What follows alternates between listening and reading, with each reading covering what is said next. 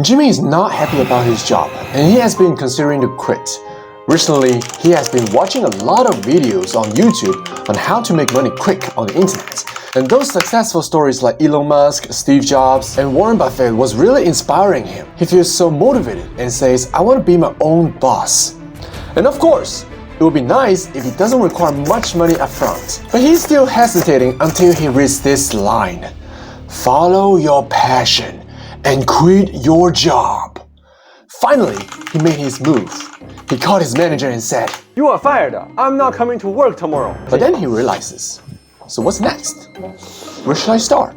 To help people like Jimmy who wants to quit their job that don't know where to start, I came up with this idea to make this video. Okay, but before we go any further, there is something very important that I have to pick it up right now. So let's continue on the way. So in this video, there are two things I want to talk about. The first one is there are 2 signs that you should seriously consider quitting your job.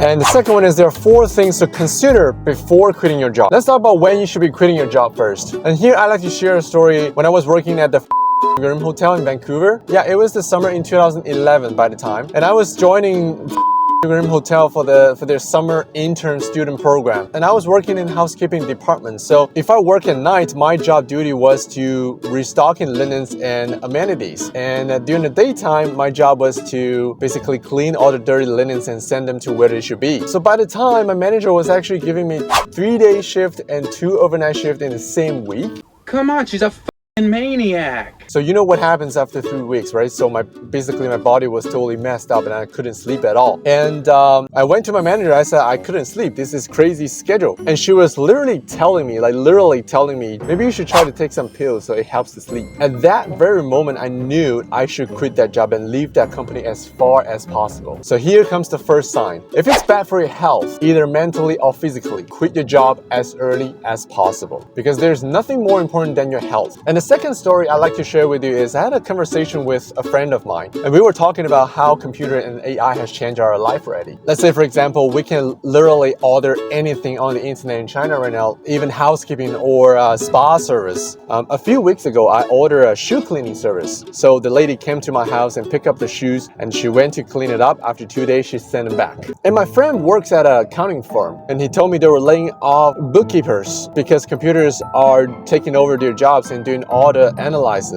So here comes the second sign that you should quit your job. If your job can be replaced by AI easily in the future, let's say the next 10 to 20 years, then I think you should seriously consider quitting your job as early as possible and pick up a side hustle. There's a book called Life 3.0, and the book talks about there are 3 questions that you should ask before choosing a career.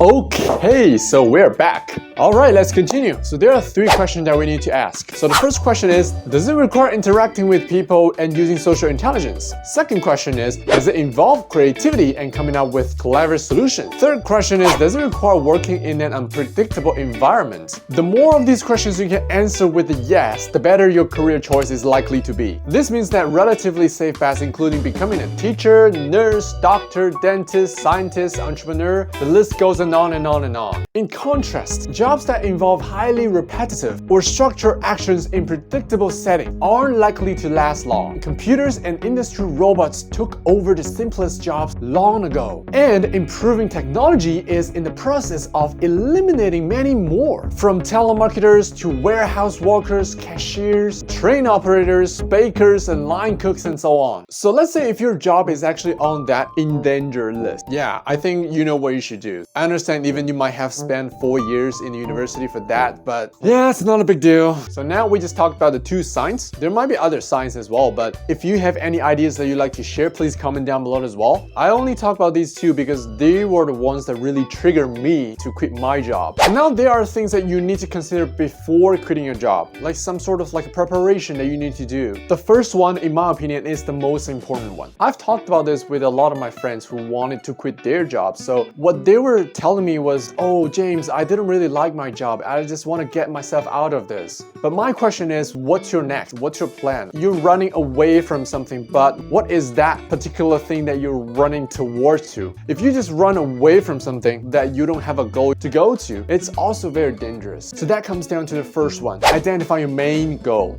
maybe you don't have a specific goal yet, but that's okay. Let's say, for example, I'm in Vancouver and I want to go to United States for vacation. But at this moment, I don't know which city I'm going to exactly. However, I know that I want to go to somewhere warm and possibly near the beach. So very likely I'll be heading down to the south to maybe California. You see, even though I don't know where I'm going to exactly, but at least I have a big picture, like I'm going to California.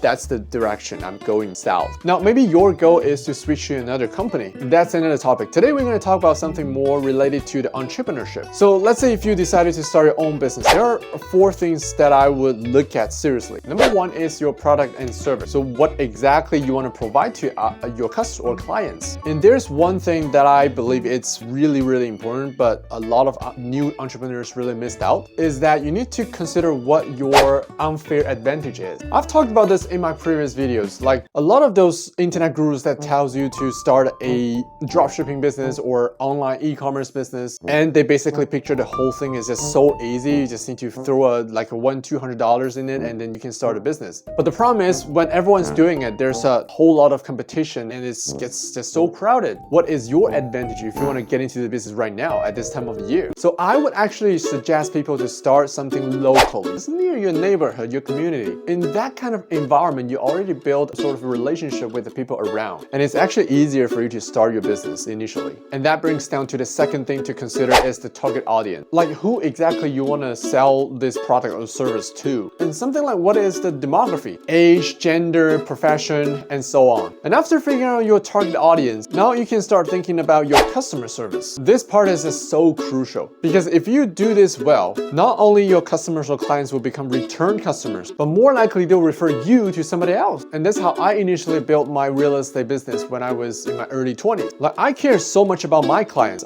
even though they text me in the middle of the night, as long as I'm still awake, I'll always reply to them. So you need to think about what's the best service you can possibly give to your clients. And after you have an answer to that, you can start thinking about your marketing strategy. Are you going door to door, or are you going to make some flyers and send to your neighborhood? Or maybe you're going to use internet, like something like TikTok or Instagram or Facebook ads to promote your business. And by the way, if you'd like to know more about marketing, I review a book. This book explains some very basic fundamental strategy that new business can apply to. And I highly recommend you to watch that video right here if you are going to start your own business. Oh, by the way, there's one thing I like to add on. Never talk about this business idea to your friends or family unless they had experience in entrepreneurship already. Because there are 2 things that might happen. Number 1 is they would talk you down and trash your idea. Oh yeah, Jimmy, you never done business before. I don't think you can make it. And the second thing that might happen is, doesn't matter what you do, they're gonna say this to you. Wow, Jimmy, you're selling this water for $200. Why? Oh, you added vitamin.